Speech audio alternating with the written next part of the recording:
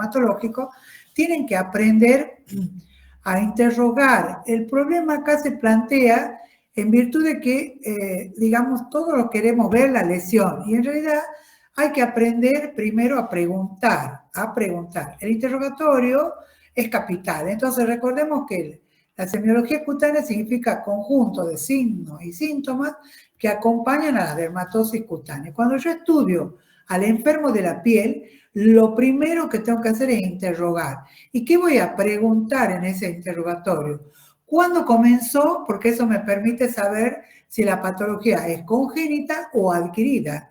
Y si es adquirida, de acuerdo al tiempo de evolución, me va a permitir saber si es aguda o crónica. Entonces, ese cuándo es capital, saber bien cuándo ha comenzado la lesión. El cómo ha evolucionado la lesión es más que importante porque eso me permite ubicar la lesión elemental primaria. ¿Se acuerdan que les deben haber mostrado lesiones de primaria y secundaria? Las primarias de consistencia sólida y de contenido líquido. ¿Les mostraron eso? ¿Alguien que me conteste? Sí, sí, nos mostraron. Bueno, esto es importante porque es el ABC de todo. O sea que todo el tiempo que estudian una patología deben remitirse al capítulo de las lesiones elementales, porque así es mucho más sencillo ubicar. Por ejemplo, si yo tengo una verruga, ¿no es cierto? El paciente va a decir, vengo porque tengo una verruga, porque en general ya la conocen, una testa y todo. Pero si yo tengo una lesión que no sé definir, el paciente va a decir, ¿cómo ha comenzado? La lesión te dice, como un granito, doctor o doctora. Y el granito significa que es una lesión sobrelevada que puede ser de consistencia sólida, pero que yo voy a estudiar a ver si es de contenido líquido. ¿Y cómo voy a saber si es de contenido líquido? Preguntándole, ¿usted veía que le salía líquido o notaba que había costras encima de la lesión? Porque la costra es una lesión secundaria y se define como el producto de desecación de una lesión de contenido líquido. ¿Cómo ha evolucionado? Porque en general el paciente ya llega con las lesiones transformadas, han pasado de primaria a secundarias, ya sea por la evolución lógica de la enfermedad o porque se hicieron algún tratamiento. ¿Qué síntomas tiene eso de antemano? El paciente cuando se sienta y usted le pregunta qué le anda pasando, dice, vengo porque me pica, o vengo porque me duele, o vengo porque me arde. Y los tratamientos previos es muy importante preguntar, ¿por qué? Porque estos pacientes por lo general vienen automedicados o medicados por el farmacéutico o por el clínico del CAPS o porque la vecina le dijo, mira, ponete esto, ponete lo otro, y tiene importancia tanto lo farmacológico como lo casero, porque por ahí se ponen tusca, aloe vera, grasa de no sé qué cosa. Entonces es muy importante preguntar qué tratamiento se hizo. Una vez que yo ya tengo todo esto más o menos claro, donde por supuesto voy a ir preguntando dónde está ubicado, si ha empezado en un sector y se va extendiendo, etcétera, etcétera, entonces recién entro en la inspección, donde voy a ver a dónde está ubicado, cuál es la forma de la lesión elemental para ir orientándome. Voy a palpar en el caso de la presencialidad para saber qué consistencia tiene, si se mueve o no, si es fijo o móvil, si qué temperatura tiene, si es caliente, frío. Los estudios complementarios son muy importantes, porque yo tengo que siempre, como médico clínico que voy a hacer, saber de solicitar un laboratorio y si sospecho que el proceso es por hongos, pedir un micológico directo y un cultivo, si es por bacteria, un bacteriológico directo cultivo y hasta llegar a hacer una biopsia que la hacemos los dermatólogos cuando no entendemos muy bien lo que pasa con el estudio histopatológico. Un método complementario de diagnóstico de la dermatoscopía. Entonces, todo esto, una vez que yo tenga como cargada la base de datos con todas estas cosas, ya he mirado las lesiones, ya la he palpado, he ido pidiendo algunos estudios, ya puedo complementarlo con esto que se llama la dermatoscopía, que es un aparatito especial que me permite visualizar algunas enfermedades de la piel, especialmente los nebus, los lunares, o diagnosticar la escabiosis, por ejemplo, confirmar un diagnóstico. Entonces, una vez que tengo el diagnóstico, plantearme también los diagnósticos diferenciales. Entonces, cuando hablamos de topografía, vamos a decir, si la lesión es localizada, ustedes vean, está sectorizada a una parte del cuerpo. Si es diseminada, está extendida a distintas áreas del cuerpo, en este caso, miembros superiores, miembros inferiores. Y es generalizada cuando toma todo el tegumento. Por ejemplo, un ejemplo de lesión localizada es esta lesión sobrelevada, circunscripta, móvil, de consistencia duro-elástica, como si yo me palpara la punta de la nariz, que corresponde a un quiste sebáceo. Entonces acá tenemos una lesión localizada. Acá vemos ya una lesión diseminada. ¿Por qué? Porque vemos lesiones en antebrazo, en surco submamario, en la zona peresternal, en el abdomen. Entonces ya hay distintos lugares de ubicación, por eso se habla de diseminada. Y vemos estas placas eritematoescamosas, induradas, que corresponden a la psoriasis. Y cuando decimos la topografía generalizada es porque se ha extendido a todo el tegumento. Ustedes observen que la señora tiene una afectación de todo su tegumento, ¿sí? Entonces, este es un poquito el repaso de las lesiones elementales, solamente recordarles que las primarias, que son las que ocurren sobre piel sana de primera vez, tenemos que dividirlas de consistencia sólida y de contenido líquido. Y cuando yo analizo, debo digamos, informar cuando estoy exponiendo o estoy revisando al paciente qué número de lesiones tengo, si son únicas o múltiples, qué tamaño más o menos tienen, y acá existe mucho la comparativa, como por ejemplo decimos tamaño lenticular si se parece a una lenteja, tamaño numular si se parece a una moneda, tamaño de mediano, pequeño, según si se puede definir los diámetros, por ejemplo en la úlcera, decir cuántos centímetros estimativamente. A ojo de buen cubero, mejor si tengo una reglita. ¿Qué forma tiene? Si tiene una forma redondeada, una forma ovalada, si tiene una forma difusa porque no tiene una forma definida, si están agrupadas o no, como por ejemplo en el herpes simple, la agrupación en ramillete se llama, porque las lesiones vesiculosas sobre una base eritematosa se agrupan en forma de ramillete.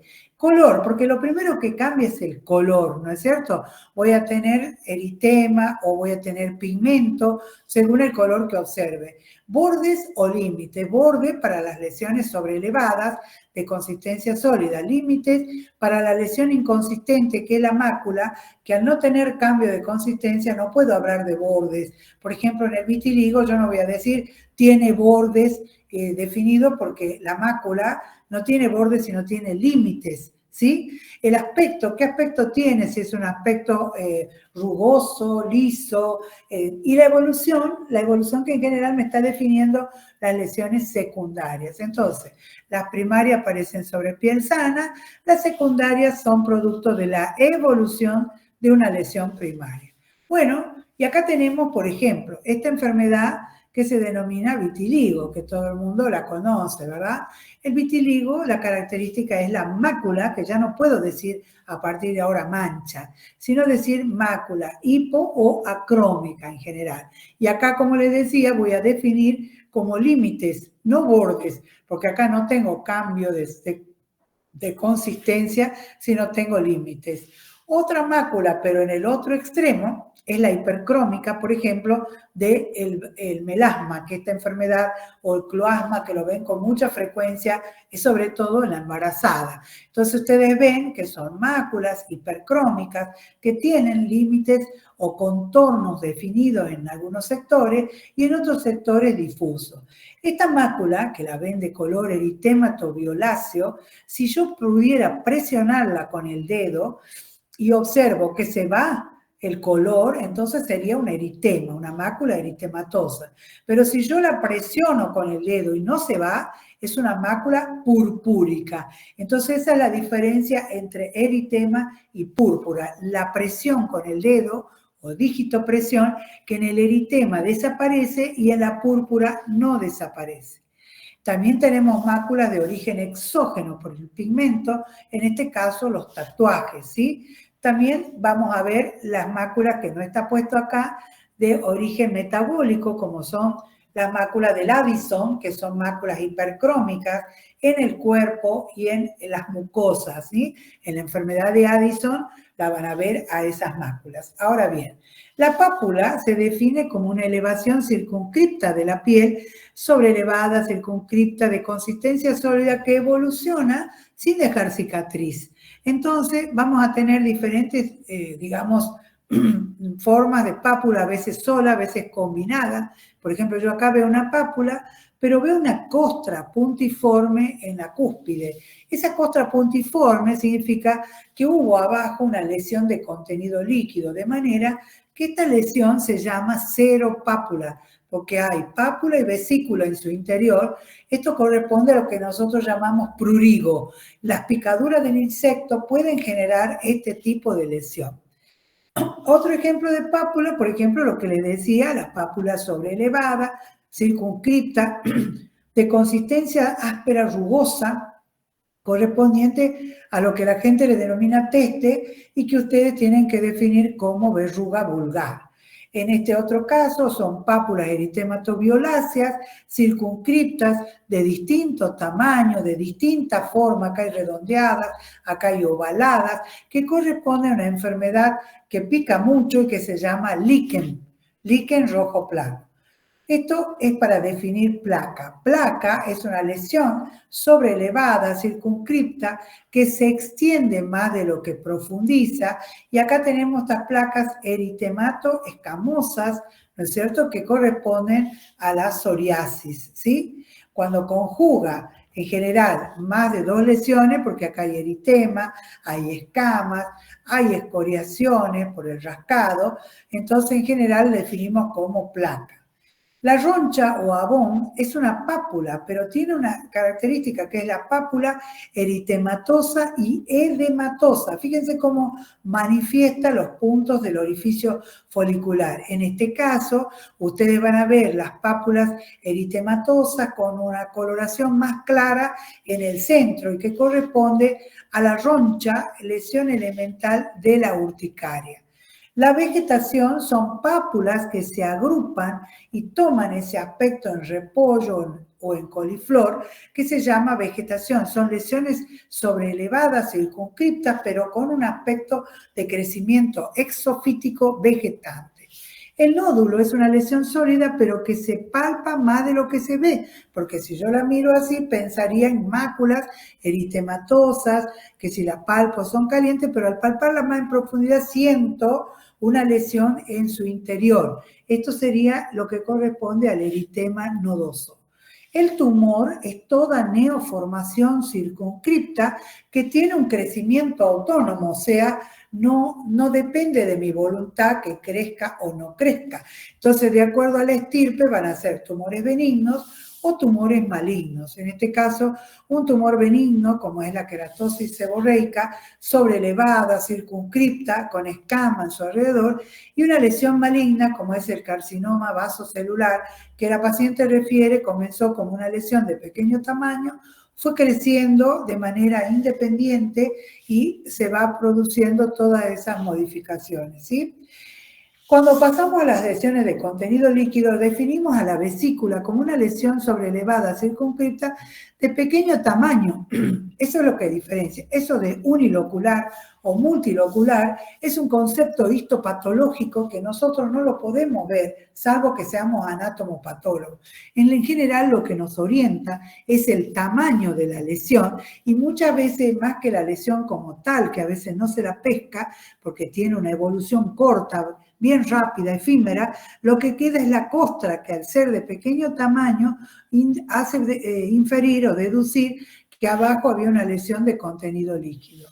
La diferencia con la ampolla, el tamaño de la ampolla, una lesión mucho mayor, flácida en este caso, que rápidamente erosiona, ¿no? Ustedes ven la piel descubierta, dando lugar a una lesión secundaria, que es una solución de continuidad.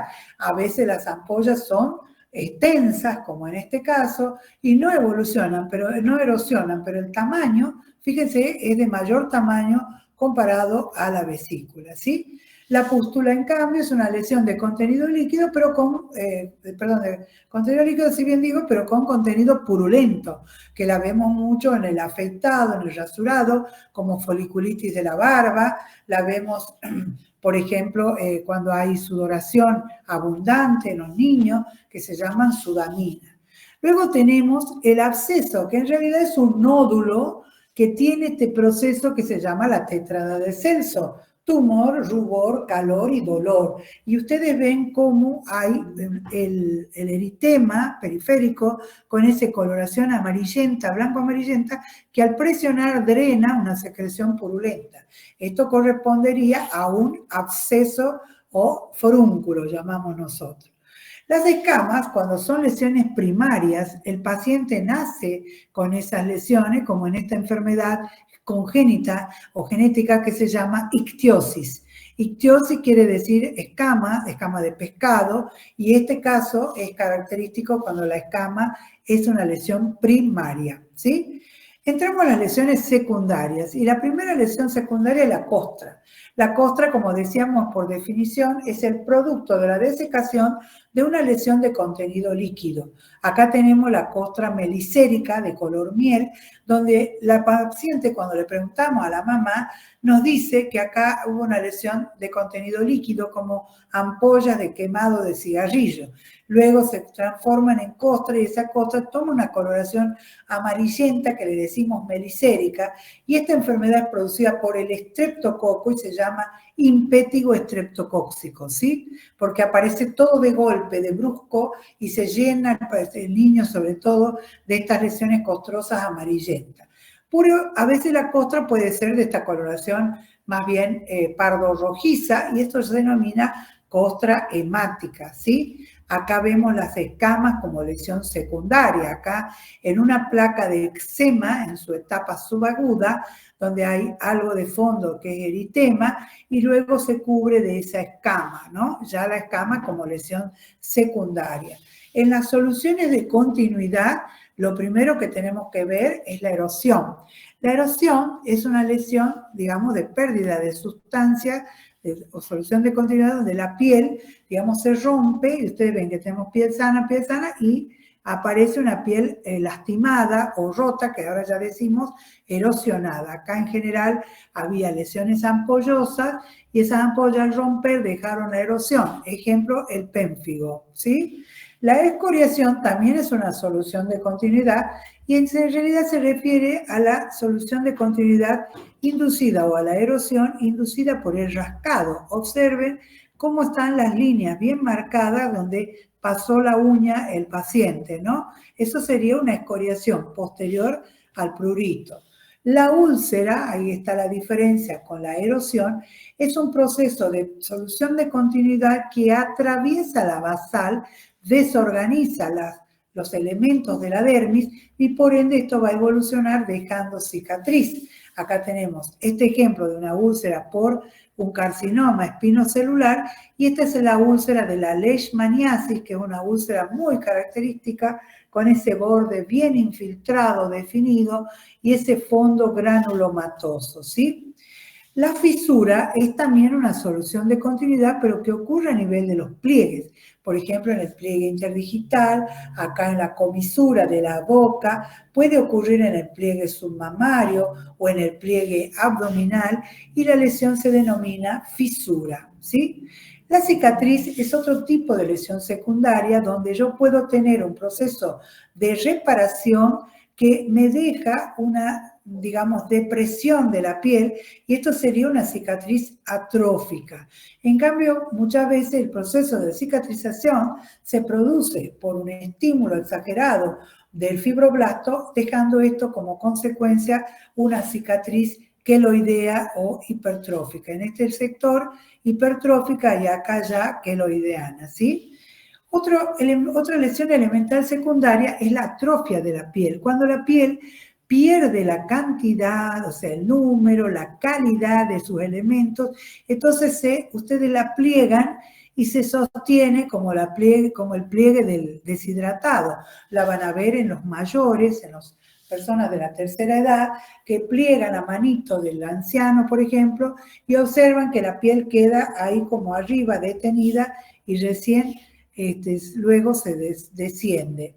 La esclerosis, en cambio, es el proceso contrario, donde lo que ocurre es un fenómeno de condensación de los elementos de la dermis, o sea, está ocurriendo el proceso en la segunda capa de la piel, en la dermis, y eso tracciona a la epidermis hacia adentro, generando este aspecto de borramiento de los pliegues interdigitales, con un endurecimiento y falta de retracción de la piel. Ustedes la ven a la piel totalmente endurecida. Este es el ejemplo de una esclerodactilia en la enfermedad, en la colágenopatía que se llama esclerodermia. ¿Sí? No sé si ha quedado claro, ¿tienen alguna duda de este tema? ¿Tienen alguna duda? Hola, ¿están ahí? Ya hemos empezado el espiritismo. No, profe, todo perfecto. No, profe, excelente. Bueno, ¿ha quedado claro ese tema? Porque es importante saber, digamos, si entienden las lesiones elementales, porque a veces cuesta al principio, ¿no? Esto no es para que yo vaya con el chimento a la doctora y decirle, mira, doctora, no saben esto. No, no, no. Esto es una conversación entre ustedes y yo. Ustedes tienen que decirme, mire, doctora, yo no entiendo, esta lesión me cuesta entenderla, me gustaría que me la explique un poco mejor, ¿verdad? Entonces, es interesante, digamos, charlarlo al tema, ¿no? A ver si está acá en este repaso. No, estos son los capítulos que vienen, dentro de los capítulos que ustedes van a estudiar, ¿sí? Estoy buscando ¿a dónde está? Repaso 3, acá está repaso 4, repaso 2, y acá está este muchacho. Vamos a ver, la doctora Nóvaro le avisé, está como loca, debe mandarme WhatsApp, y yo ya estoy con ustedes. La doctora Nóvaro, la encargada de la cátedra, la titular de la cátedra, entonces está re preocupada. Bueno, a ver, niños, cuando yo estudio chancro sifilítico en la sífilis primaria, lo que tengo que acordarme es que la lesión no es una úlcera ni una ulceración, es una erosión. ¿Está claro? ¿Por qué es una erosión? Porque acá hay una solución de continuidad, es una pérdida de sustancia, pero la piel se va a repitelizar y se va a acomodar perfectamente, porque el paciente cuando cicatriza esto no le deja marca, o cicatriz repara, se llama reparación ad integrum, ¿sí? Entonces yo tengo que hacer la diferencia. Bueno, este es el chancro extragenital. Ustedes vean que puede darse en la zona genital y en la zona extragenital. Lo ven acá con lesión como escamo costra, ¿no? Acá es como una cosa limpia, el borde bien marcado, ¿no es cierto? Bien definido. Asintomático porque esto no tiene ningún síntoma, no duele para nada y justamente por eso el paciente demora en, digamos, consultar. ¿Con quién hago el diagnóstico diferencial?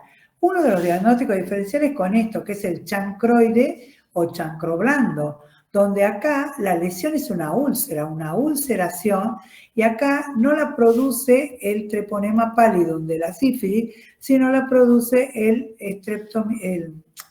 ay, no me sale el nombre ahora, mira, se me ha hecho un lío con el streptomyces.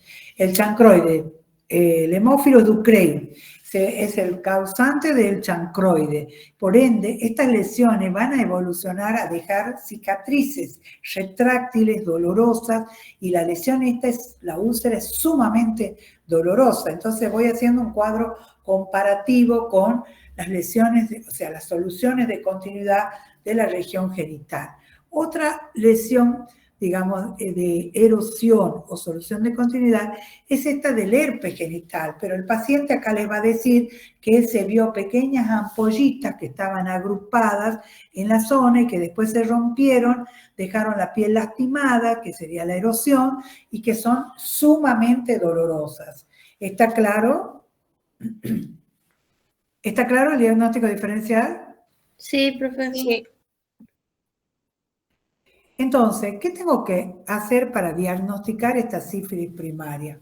En primer lugar, cuando yo tengo un chancro, puedo solicitar esto que es la microscopía de campo oscuro, porque voy a encontrar miles de treponemas. Voy a solicitar una BDRL cuantitativa, puedo solicitarla, pero ¿qué tengo que tener en cuenta?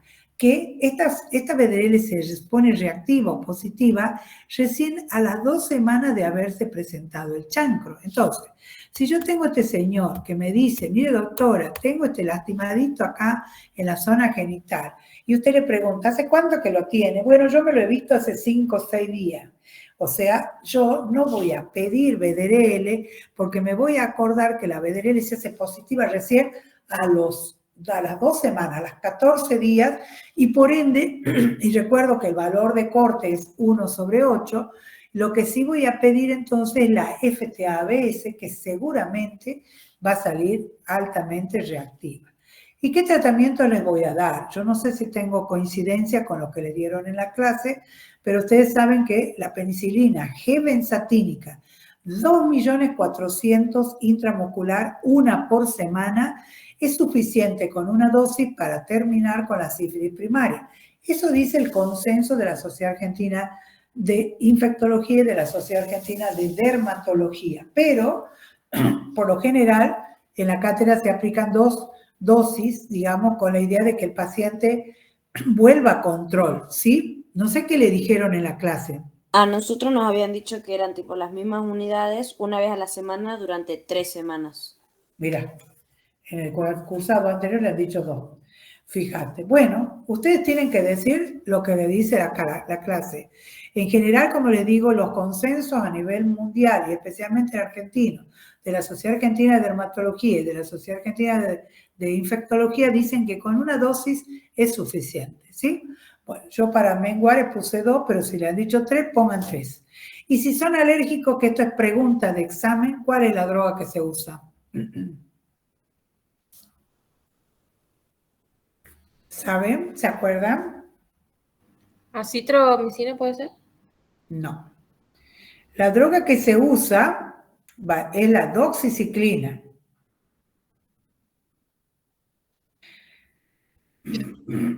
Entonces, la doxiciclina se usa en dosis de 100 miligramos. La doxi es una tetraciclina moderna, por así llamarlo, de síntesis. Se usa en dosis de 100 miligramos cada 12 horas durante 14 días. Eso, como el Padre Nuestro, tienen que acordarse. En la embarazada, la eritromicina. Y es más que suficiente con que ustedes se lleven de recuerdo cómo tratar una sífilis primaria, llegado el caso que les toquen una guardia y ustedes pueden pedir la microscopía de campo oscuro, confirman que es esto y le ponen inmediatamente, si el paciente no es alérgico y refiere no ser alérgico a la penicilina G-benzatínica, y por favor cuando rindan digan 2.400.000, no digan 2.400.000. Corrigen y eso les resta el valor de la nota, ¿no? 2.400.000 unidades intramuscular por semana, ¿sí? Y como si es alérgico, que esa es la pregunta que viene por atrás, entonces ahí dice doxiciclina, 100 miligramos cada 12 horas, 14 días. Eso como el Padre Nuestro, ¿sí? ¿Alguna pregunta, alguna duda? ¿Las dosis de los medicamentos que se utilizan en caso de alergia también tendríamos que saberlos? Sobre todo la doxiciclina, ¿sí? Aunque sepa una, no la tetra, no la eritro, porque no te la van a preguntar. La eritro la va a tratar el ginecólogo, ¿te das cuenta? La sífilis de la embarazada la trata el ginecólogo y él es el que va a indicar la eritro y las cantidades que indica, ¿te das cuenta? Entonces, la doxiciclina tienes que saber. La penicilina y la doxiciclina por lo menos. Pasando a la sífilis secundaria, las manifestaciones, recuérdense que la sífilis secundaria tiene manifestaciones que son maculosas, bueno, cutáneas, mucosas y de los anexos. Dentro de las cutáneas, las maculosas, está la roceola sifilítica y el collar de Venus. Las papulosas, las sifiloides que aparecen en las palmas y en las plantas. Esas son las lesiones cutáneas. Las lesiones mucosas figura el condiloma plano, que es la lesión máxima de la sífilis secundaria, y de la fanera la alopecia, que es bien característica, que no deja calvos, pero que es la caída de pelo. Por lo que cuando usted tenga paciente que le consulta por la caída de pelo, en medio de todos los estudios que solicita, como un hemograma, una proteinemia, una ferremia, debe involucrar a la BDRL cuantitativa, ¿sí? Porque muchas veces la caída de pelo está relacionada con esta enfermedad, que no es que antes había sífilis, estamos rodeados de sífilis por todos lados, ¿sí? Así que tengamos mucho cuidado. La roceola, que son estas lesiones maculosas de color, ¿cómo se llama? Pétalo de durazno, como dice el libro, que son producidas por trombosis sépticas del treponema en los vasos capilares de la piel. En los capilares de la piel se debe diagnosticar o hacer diagnóstico diferencial con la pitiriasis versicolor, con la urticaria y con esta enfermedad que se llama pitiriasis rosada de Gibert o de Gibert. Con la pitiriasis versicolor, que es producida, que la van a ver en el capítulo de las micosis superficiales, tiene una, digamos, una forma de color acrómica, una forma de color parduzca y una forma de color eritematosa. Por eso se llama versicolor. Si el paciente tiene la variante eritematosa, entonces podemos hacer el diagnóstico diferencial con la roceola sifilítica. Con la urticaria yo no lo veo sinceramente, porque acabamos de decir que la urticaria son lesiones papulosas, eritematosas, ¿no es cierto?, congestivas, edematosas, no tiene nada que ver con esto. Y con la pitiriasis rosada de Gibert, porque acá el paciente refiere que primero le apareció esta lesión que se llama placa heráldica o placa madre, y luego están apareciendo otras lesiones de menor tamaño. Además, son lesiones con escamas, como placas eritémato-escamosas, ¿sí? Las sifiloides palmoplantares son estas lesiones que se definen como pápula, nada más que como están dentro de la palma, no se la ven sobreelevadas, pero son verdaderas pápulas eritémato-escamosas, lenticulares como lentejas, que toman toda la palma de la mano, ¿sí? Y toda la planta de los pies. Muchas veces hay que preguntarle al paciente cuando está consultando, por ejemplo, por la caída de pelo, y no le han salido algunas cositas en las manos, y le preguntan y que muestre las palmas, por ejemplo. Ya con ver las palmas ya es suficiente. Estas sífilides palmoplantares se va a hacer el diagnóstico diferencial con la psoriasis palmoplantar, fíjense cómo es, que son placas más concretas, son enteras, eritémato-escamosas, y con la queratodermia palmoplantar que se ve en el hidroarsenicismo crónico, regional y endémico, ¿sí? Acá la van a ver bien característica, la queratodermia palmoplantar, ¿sí? Pasamos a las lesiones mucosas. ¿Ha quedado alguna duda de las lesiones cutáneas? Recuerden, maculosas, la roceola, no tengo foto del collar de Venus, pero acuérdense que son máculas hipercrómicas que alternan con sectores hipocrómicos, acuérdense, ¿no? Entonces es importante, digamos, que ustedes sepan que hay lesiones maculosas que pueden ser en eritema, la roceola sifilítica, o en hipercromía, el collar de Venus. Y de las lesiones papulosas, las sífilides papulosas palmoplantares, ¿sí? Ahora pasamos a la mucosa, y la lesión mucosa más relevante es esta que se llama condiloma plano. Las lesiones de condiloma plano son pápulas erosivas, malolientes, siempre localizadas en la zona perineal y perianal. Ahí las están viendo, ¿no es cierto? ¿La ven ahí a mayor aumento? ¿Ven? Sí, sí, se ve. Sí, doctora. Mejor, ¿no es cierto? Ahí a mayor aumento son lesiones papulosas. Acá hay una de pequeño tamaño, acá son más grandes, ¿verdad? Están como maceradas, como erosionadas, la están viendo, ¿no? Y esto tiene gran cantidad de treponemas, ¿sí? Entonces, vamos a ver si la puedo reducir. A ver, entonces yo le puse acá, condilomas planos son pápulas planas, ¿sí? Uy, ya hice macana. ¿Dónde estoy? Acá. Condilomas planos son pápulas planas.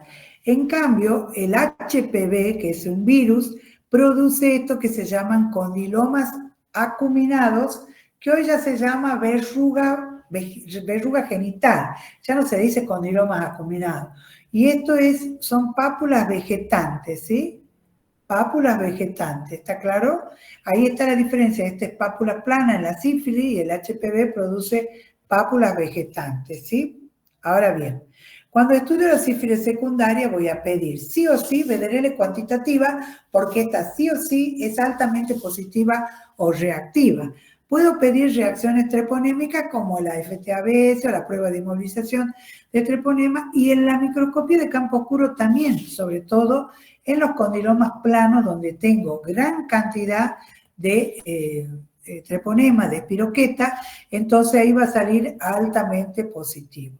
El tratamiento, fíjense ustedes, la penicilina G benzatínica, 2.400.000 intramuscular semanal, ¿no? En total, 3 dosis, decíamos acá, pero no sé cuántas le dijeron a ustedes, capaz que le han dicho 6 dosis. Y cuando son alérgicos, la misma dosis, la doxiciclina, 100 miligramos cada 12 horas durante 2 semanas. En la embarazada, la eritromicina. ¿Qué dosis le dijeron en la penicilina G benzatínica? Sí, acá nos dijeron la misma, las 2.400.000, 3 dosis, una vez a la semana durante 3 semanas. O sea que es la misma dosis para la sífilis primaria que para la sífilis secundaria. Claro, nos viendo la misma. Mira, bueno, ya voy a consultar con la cátedra. Bueno, ustedes saben que la sífilis terciaria se la conoce como neurosífilis. El paciente ya nace con estas anormalidades como son la tibia en sable y los dientes de Hutchinson, que son esos dientes con impronta como con escotaduras. Esto prácticamente hoy por hoy, gracias a los métodos de diagnóstico, no lo vemos, ¿sí? Así que ustedes no se angustien, si van a encontrar neurosífilis será de personas muy viejitas, que era la época que antes, digamos, que antes no había tantos métodos de diagnóstico tan tempranos y eficaces, y entonces el paciente ha llegado a esta neurosífilis, ¿sí? Pero no es pregunta de examen. En el examen van a insistir con la sífilis primaria y la sífilis secundaria. No se olviden, por favor, no cometan el error de decir ulceración cuando en realidad es una erosión. Graben eso, marquen, porque eso es muy importante. ¿Ha quedado alguna pregunta, alguna duda de acá? ¿De sífilis? Profe, en los alérgicos nos dijeron también el viernes que se puede dar ceftriaxona intramuscular, 1 gramo por día, de 10 a 14 días. Bueno, está perfecto, pero yo no me acordaría tanto de eso. No sé qué les resulta más fácil. Yo sé que a nivel de los consensos de la gente que hace ITS, que son las infecciones de transmisión sexual, lo que se usa es la doxiciclina. ¿Me entiendes? La doxiciclina, la de 100 miligramos cada 12 horas, 14 días, es lo que está aprobado a nivel mundial, digamos, ¿no? Profe, Sí. sí, yo tengo una duda. No sé si es lo que acaba de decir porque me distraje, pero entonces un chancro es una erosión. ¿Eso dijo Así usted? es. Acuérdate por definición que la úlcera es un proceso profundo que atraviesa la basal y desorganiza la dermis. Entonces, cuando evoluciona, la úlcera va a dejar una cicatriz, como en este caso, el Sí, chancro ¿y blanco. puede ulcerarse el chancro? No, el chancro solamente se exulcera o erosiona. Es esa pérdida de sustancia, pero es superficial. No la rompe ni la atraviesa la basal. ¿Sí? Ah, bien, gracias. Entonces, cuando cicatrice este señor, si no va a la consulta, esa herida se le va a cerrar y va a seguir contagiando a todo el mundo en sus relaciones, ¿no es cierto? Porque está ahí con treponemas, ¿se dan cuenta? Sí, gracias. ¿Sí? ¿Alguien más tiene alguna duda para aclarar? Esto, todo lo que yo les puse acá son preguntas de exámenes. Todo esto que está puesto acá, digamos, con quién hace diagnóstico diferencial, lo tienen que acordarse con el chancro blando, que es una ulceración, y si bien el herpes genital son erosiones también, primero hubo vesículas, se rompieron las vesículas, dejaron la erosión, pero acá la diferencia está en el dolor. El herpes genital duele muchísimo sobre la marcha de que el chancro es asintomático, ¿se dan cuenta? Esto, como lo estudia el paciente, también le van a preguntar, y qué tratamiento le hacen, también lo mismo. Por ahí le va a tocar sífilis secundaria. Recuerden de tener organizado las lesiones maculosas, la roceola, el collar de Venus, las lesiones papulosas, las sífilides palmoplantares y las lesiones mucosas, el chancro sifilítico. Perdón, el condiloma plano, he dicho macana. El condiloma plano, que se diferencia del condiloma acuminado porque son pápulas vegetantes, ¿sí? ¿Alguna otra pregunta, alguna duda?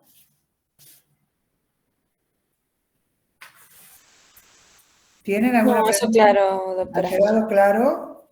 Yo digo, ¿saben por qué me tienen que decir? En realidad, para ir viendo, digamos, qué cosas pueden ir entendiendo. Vamos a ver lepra, un poquito de lepra. El concepto de lepra es muy importante. Cuando ustedes tienen que rendir, los profesores van a decir, a ver, ¿qué saben de lepra? Entonces, lo primero que tengo que saber es la definición o concepto. ¿Qué es la lepra? A ver, ¿alguna se acuerda?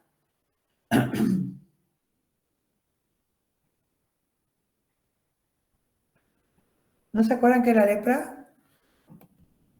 Es una enfermedad infecciosa y granulomatosa producida por el bacilo de Hansen. Ajá, muy bien. Yo le sacaría granulomatosa, porque sé que el granulomatosa es un concepto histopatológico. Es crónica. Para los que sepan, digamos, vos tenés que decir, sí. La lepra es una enfermedad infectocontagiosa, es infecciosa, producida por un bacilo, el Mycobacterium leprae. Ahora, ¿cómo es el mecanismo de contagio? Pregunta de examen. Por las gotitas de flush. Ese es un buen mecanismo. Y otro mecanismo, si yo toco un nódulo, ¿no es Contacto cierto? directo. Contacto directo. Pero para que ocurra esto, ¿qué debo de tener como dos requisitos básicos? ¿Qué pasa con el tiempo? El tiempo. Tiene que ser contacto prolongado y Perfecto. tiene que ser inmunocomprometido. Y el supuesto receptor tiene que estar inmunocomprometido. Ese concepto tienen que saberlo así, decirlo de esa manera. Todo lo que dijiste al principio, el lepra es una enfermedad infecciosa producida por el Mycobacterium leprae, perfecto, y ahí enganchan, que se contagia a través de la microgota de flujo en el contacto directo, pero que requiere inmunosupresión del portador o del que va a ser afectado y un contacto prolongado. Ahí con ese concepto ya se han puesto el 10. Con ese concepto ya tienen puesto 10. ¿Sí? Es muy importante que sepan eso. Ahora bien, ustedes van a ver que hay clasificaciones histopatológicas y clasificaciones según la Organización Mundial de la Salud, etcétera, etcétera. Nosotros usamos la clasificación, digamos, de lo que llamamos las formas clínicas que para la Organización Mundial de la Salud las consideran paucibacilares, que significa poco bacilo o pocas lesiones, y multibacilares, que significa mucho bacilo, múltiples lesiones. Entonces, en el grupo de las paucibacilares tengo dos: la lepra indeterminada y la lepra tuberculoide, ¿sí? Entonces, IT, hago una esquemita y pongo paucibacilares, poco bacilo, pocas lesiones, pongo dos flechitas, una que diga I y la otra que diga T. Entonces, nunca más me voy a olvidar, porque esta es una pregunta de examen.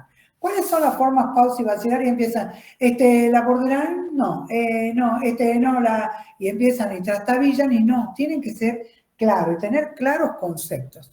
¿Cuál es la forma de abordar el estudio del paciente con lepra? En el diagnóstico yo tengo que tener un triángulo. En ese triángulo, digamos, yo voy a definir en una punta la clínica, en la otra punta la baciloscopía y en la otra punta la histopatología. Entonces, de todas las formas clínicas de lepra, ustedes tienen que tener la fotito y a la par poner esas tres características. Empezamos con la lepra indeterminada. Esta lepra indeterminada, decimos nosotros, se caracteriza por ¿qué lesión? ¿Qué lesión elemental es esta? Una Una mácula mácula hipocrómica. hipocrómica. Una mácula que tiene qué particularidad. Yo no la veo tan hipocrómica totalmente, ¿no? La veo como discretamente eritematosa, con eritema en distintos grados, ¿sí?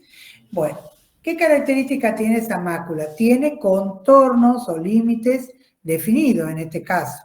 Si yo le pregunto a este paciente hace cuánto que tiene esa mancha, porque el paciente dice, vengo porque tengo esta mancha hace como 6 meses y no se me va. Ya me han dado en el CAF, dice eso, esas cremitas que dan, ya me he puesto la Macri, ya me he puesto la aloe vera, ya me he puesto todo y no se me va. Hace 6 meses que la tiene. Entonces ahí estoy hablando de cronicidad. ¿Está claro? Entonces, esa mácula clínicamente es crónica y yo no he respondido a los tratamientos. Ya ahí nomás mi cabeza debe decir lepra. ¿Y qué hago en ese momento? ¿Cómo corroboro clínicamente que se trata de una lepra? ¿Está alterada la sensibilidad? ¿Puedo hacer un examen físico de pincha toca? Muy bien. Se altera la paciente sensibilidad y solicito le pido a la enfermera una agujita y un algodón y hago la famosa prueba toco-pincho para poder saber si tiene anestesia o hipoestesia. ¿Está claro? Entonces, ese sería el primer punto del triángulo, la clínica. Con las características clínicas, con la prueba de sensibilidad, ya voy orientándome a un diagnóstico. Voy al otro punto del triángulo que se llama la baciloscopía. En esta lepra, ¿cómo estará la baciloscopía? ¿Habrá bacilos? No, Negativa. Y cuando yo hago una biopsia, que tomo una porción acá en la mitad sana, mitad enferma, y hago el estudio histopatológico, ¿qué encuentro como patrón histopatológico? Encuentro nada específico, encuentro todo inespecífico, todo infiltrados inespecíficos, esto, aquello, se llama, por eso se le da el nombre de indeterminada, porque no es ni chicha ni limonada, ¿está claro? Entonces, clínica, con la prueba de la sensibilidad agregada, más la baciloscopía, más la histopatología, lepra, indeterminada. ¿Con quién hago el diagnóstico diferencial de esta lepra indeterminada? Acá observen que sí, la mácula es hipocrómica, que hace un rato veíamos esta que es eritematosa y esta que sí es hipocrómica. ¿Con quién hago el diagnóstico diferencial? Con el vitiligo, ¿verdad? Que acá no hay pérdida de sensibilidad, y con estas máculas hipocrómicas redondeadas, discoideas, que corresponden a esto que se llama eczematide acromiante, que se lo ve mucho, la gente de campo le dice las canchas, que se lo ve mucho en el moreno racial, en los chicos que ustedes ven en los semáforos, que se le inculpa a los parásitos, a las parasitosis como causante de esto, pero que en realidad se traduce por una intolerancia al sol, paciente que no le hace bien el sol y le va generando estas máculas hipocrómicas, discoideas o redondeadas, ¿sí? Entonces, ¿quedó claro la lepra indeterminada? ¿Sí? Voy a la lepra tuberculoide. Fíjense que la tuberculoide es una lesión, es una placa, a ver, vamos a ver si la podemos aumentar, ¿ahí se la ve mejor? Se la ve mejor, ¿no es cierto? Sí. Bueno, fíjense que es también una lesión que acá la definimos como placa ya. ¿Por qué? Porque ya tengo conjunción de varios elementos semiológicos. Acá tengo un borde, porque está sobrelevada, ¿de qué color? ¿Qué les parece? ¿Qué color es esto? Eritematoso. Eritematoso, casi como diríamos eritemato violáceo, ¿lo ven? Porque tiene esa tendencia como a lilita, así como lila. Y ustedes observen que en el borde hay pequeñas lesiones sobrelevadas como cabecitas de alfiler, ¿lo ven? No sé si alcanzan a verlo, pero son pequeñas cositas como cabecitas de alfiler levantados así en la piel, ¿lo ven? Bueno, esas lesiones sobrelevadas no son vesículas porque no se rompieron. Acuérdense que les decía que la vesícula es de evolución corta, efímera y rápidamente deja cruz. No son pequeños elementos papuloides, porque son como pápulas, que al final no son tubérculos ni son pápulas. Por esa razón se llama elementos tuberculoides. ¿Está claro? Entonces, la tuberculoide es una lesión caracterizada por una placa de borde eritematoso con elementos papuloides bien característicos, bien definidos, ¿sí? Eso es que yo también acá voy a hacer la prueba de sensibilidad, el tocopincho me va a dar positivo, ¿no es cierto? O sea, que tiene anestesia total, ¿verdad?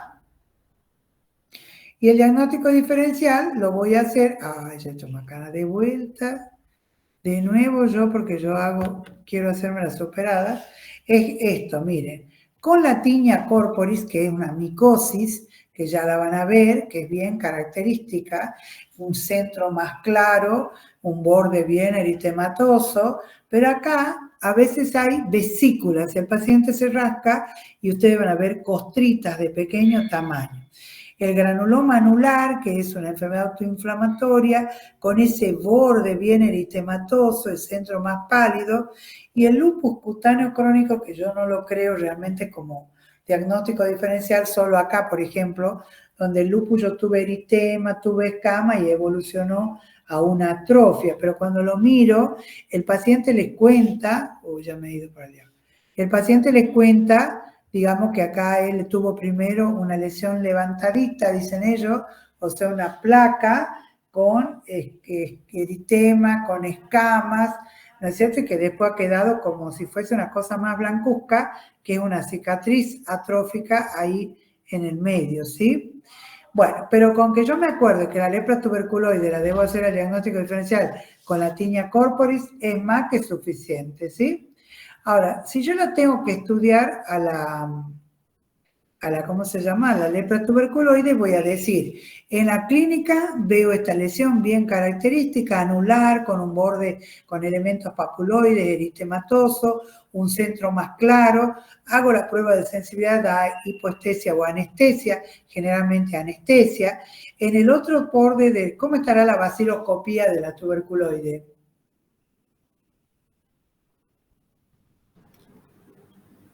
Negativo. Negativa. Y si voy a la histopatología, ¿qué voy a encontrar?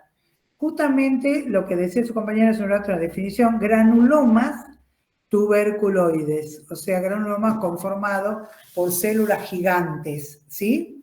Es bien fácil de recordar para no olvidarse esto, ¿sí? Un diagnóstico diferencial puede ser con la tinea corporis, pueden decir con el granuloma anular. Cuando voy a la borderline, que se llama dimorfa también, vemos que la lesión es como en saca-bocado, como decimos nosotros, como en recorte de hostia. Observen qué infiltrada que está, cómo tiene parte sana, parte enferma, parte sana, como la expresión de en recorte de hostia es bien característica. Si yo tuviera que definir esta lepra borderline, acuérdense que borderline va a ir a tuberculoide o a lepromatosa. Entonces, borderline es dimorfa, está ahí parada, no sabe para dónde va a ir. Pero por las características, yo ya estoy viendo acá que es una borderline tuberculoide, ¿no? Porque tengo centro más claro, áreas más afectadas, infiltradas con elementos papuloides. Entonces, esto es lo que nosotros decimos es una LBT, lepra borderline tuberculoide. ¿Sí? Bueno, ¿con quién hago el diagnóstico diferencial? Con el linfoma cutáneo, ¿ven? El linfoma cutáneo es un tumor de los linfocitos T, un cáncer, una neoplasia del tejido linfoproliferativo. Y finalmente la lepra lepromatosa, que deben recordar la fase leonina, que es esa fase de infiltración, cómo se marcan los surcos de los pacientes, cómo tiene infiltrada la piel, cómo tiene como si fuese, entre comillas, hinchado los labios. Fíjense la oreja en badajo de campana, de la forma en que va infiltrando, ¿no? Acá esto que va a dar la fase leonina, porque acuérdense que tiene una congestión ocular, una queratitis, tiene ese pronunciamiento de esto, tiene la alopecia de la cola de la ceja, que acá se nota. Entonces es muy importante que recuerden de la lepra lepromatosa la fase leonina, ¿sí? Bueno, además van a ver los lepromas que ocurren, ¿no es cierto?, a nivel de todo el cuerpo, que son esas lesiones sobrelevadas, circunscriptas. ¿Alguno de ustedes ya ha visto lepra en el consultorio? Sí, ¿Ya Sí, vieron lepra? ¿Y qué lepra vieron?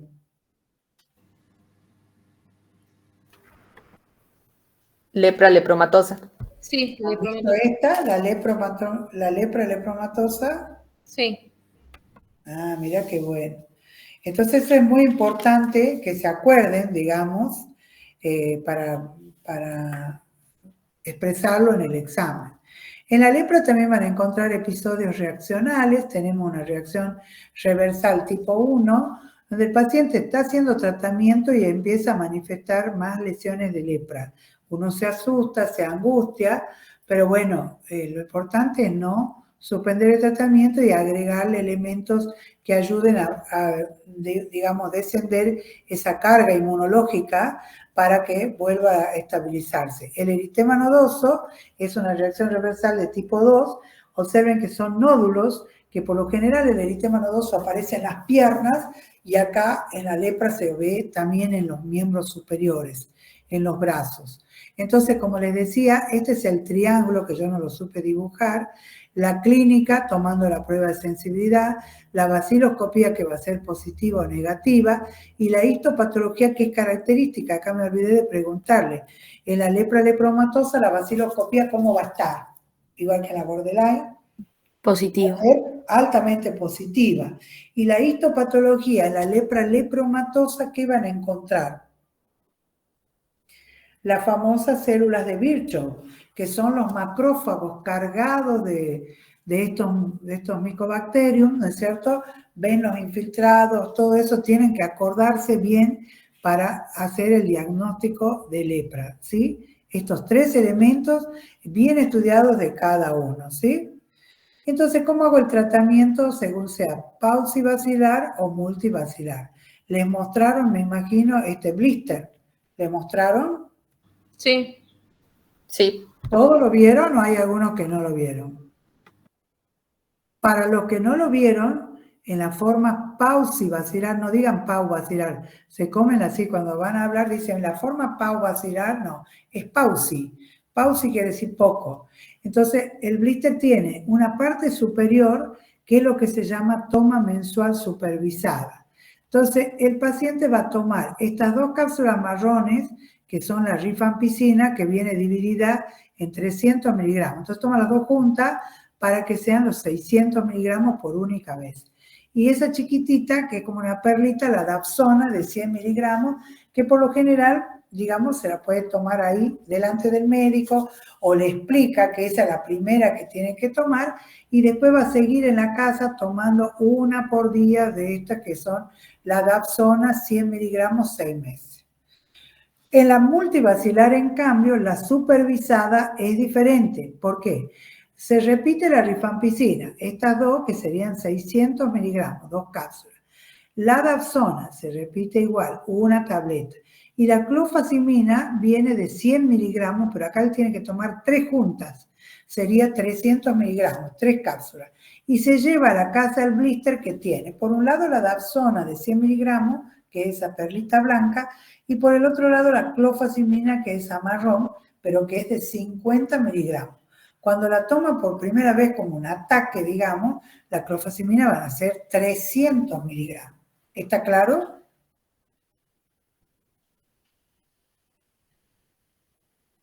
sí, profe. sí, profe. Muy bien. Bueno, a ver. Creo que tengo otra clasecita para compartir. Ya les muestro. Acá había una entera de lepra que la doctora Molina me la facilitó para que les muestre que hay casos clínicos de lepra. Acá está, ¿ves? Para que así ustedes puedan ver los casos clínicos, ¿sí? Esta es la que la doctora Molina generosamente me la prestó.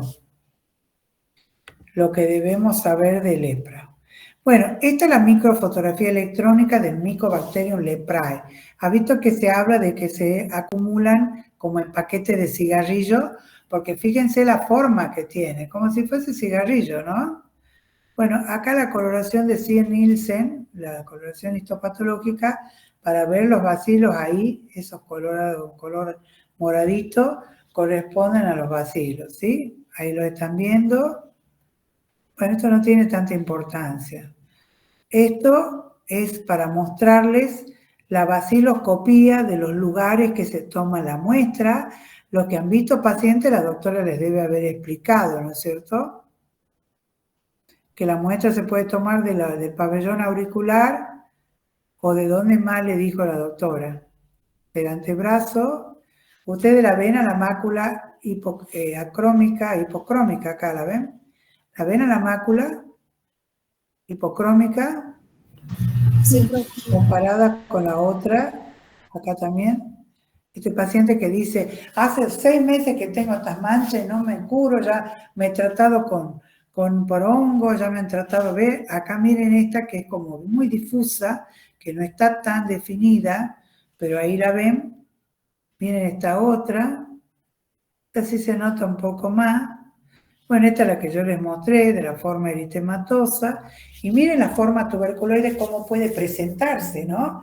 Con ese borde, no tanto como yo les mostré en la foto, sino con ese pequeño bordecito infiltrado, ¿sí? Miren acá, otra tuberculoide, donde los elementos son pequeñas papulitas, elementos papuloides. Acá, y cómo no va a confundir con una tiña, que la tiña tiene esa parte, digamos, como si fuese circinada, decimos nosotros, o en arco, ¿sí? ¿Ven cómo dibuja como arcos? Como si fueran arcos, ¿ven? Acá hay otra tuberculoide, fíjense la forma, bien clara en el centro y los bordes eritematosos con elementos papuloides, ¿sí? Miren acá, cuando recién comienza, como la paciente refiere, que comienza de esa forma y después se va aclarando en el medio y conservando los elementos papuloides. Esta es la que yo les mostré a mayor aumento. No sé si ahí alcanzan a ver mejor las cositas sobreelevadas como cabecitas de alfiler que corresponden a elementos papuloides. Esta es una borderline, que acá se la ve bien clara como en recorte de hostia, ¿lo ven? Bien característica. Acá ya está como más plana, pero lo mismo en recorte de hostia, bien característico. Esta es la lepra lepromatosa, bien característica con los múltiples lepromas. Observen la infiltración de la cara, el pronunciamiento de los surcos nasogenianos, acá la cola, alopecia de la cola de la ceja. Por una razón de respeto, digamos, estamos haciendo este tema digamos, de tapar los ojos, pero acá el paciente tiene una, ¿cómo se dice? Una queratitis, una queratoconjuntivitis. Bueno, este es el paciente infiltrado, que acá lo ven bien infiltrado, ¿no? La oreja en badajo de campana, la pronunciación, esa fase bien leonina, ¿no? Acá el lugar donde se toma la muestra para la baciloscopía en la oreja. Y esto que es lo que no debemos, digamos, dejar que avance para que llegue a este estado de, ¿cómo se dice? Este estado de total abandono, porque estos son mutilaciones o amputaciones de los dedos, producto del proceso infeccioso de la lepra, ¿no? Que va generando esta pérdida de sensibilidad, tocan las cosas calientes y se enampollan, hacen erosiones, úlceras y van perdiendo, digamos, sus cosas. Acá vean cómo ya tiene 2 dedos amputados y los otros dedos que están ahí como retraídos. Esto que es parecido al mal perforante plantar, que ya lo van a ver en diabetes, pero es una polineuritis y está ocasionada por la lepra. Una reacción reversal tipo 1, por ejemplo, acá ven las lesiones en placas, eritematosas, edematosas. Acá ven otra reacción reversal tipo 1, las manos como suculentas, el eritema nodoso tipo 2, que lo ven acá en las piernas, en la región glútea, en muslos, ¿sí? La de la chica que les mostré hace un rato, lesiones que se palpan más de lo que se ven.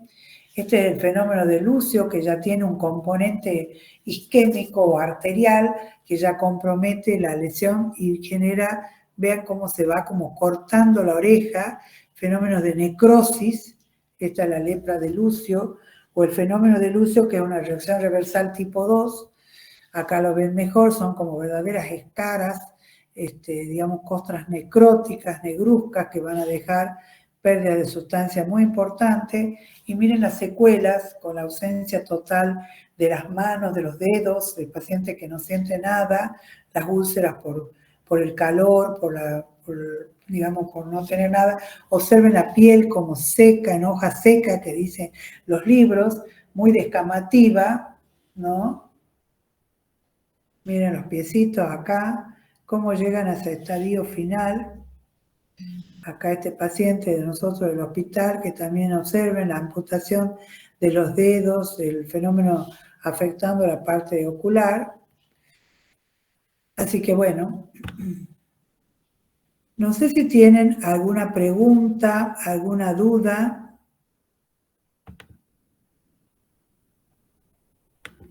No, profe.